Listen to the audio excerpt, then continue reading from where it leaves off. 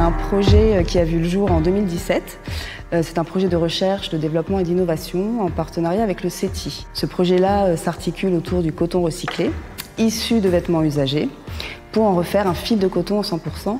Et ce projet s'inscrit également dans la mise en place d'une économie circulaire. Le CETI, c'est le Centre européen des textiles innovants. On est un centre de recherche et développement spécialisé dans le prototypage textile. Donc, les missions du CETI, c'est l'accompagnement des marques et des enseignes sur la mise au point de nouveaux matériaux, la digitalisation et la fin de vie des produits textiles.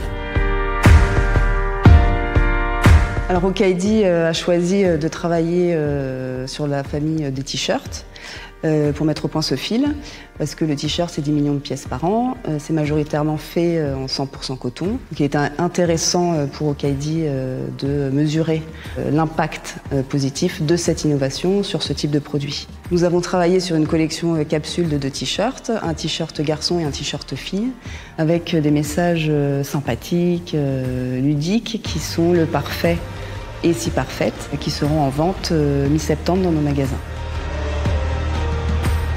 L'innovation réside dans ce fil en 100% coton qui utilise un taux assez élevé de recyclage qui est à 60% de coton recyclé, ce qui est une première, inexistant aujourd'hui sur le marché, donc on peut parler de prouesse technique, sachant qu'en plus ces 60% de fibres sont issues du recyclage de vêtements usagés en fin de vie. Donc à cela s'ajoute 40% de coton issu de la culture biologique, donc on peut vraiment parler d'un fil en 100% coton propre et respectueux de la planète.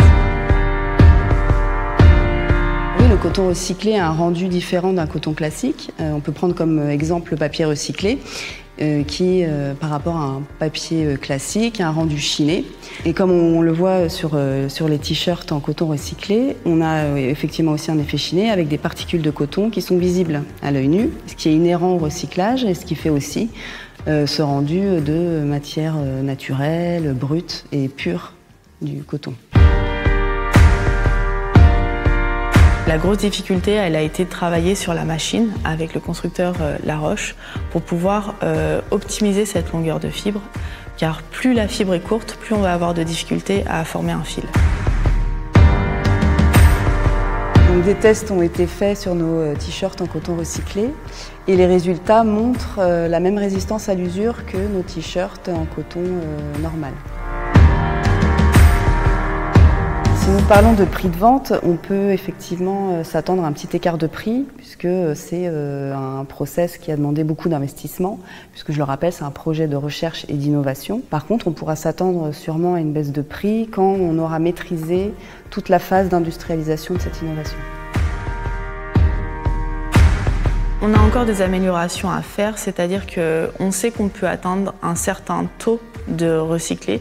On a fait des expériences jusqu'à 70% de recyclé et 30% de coton vierge.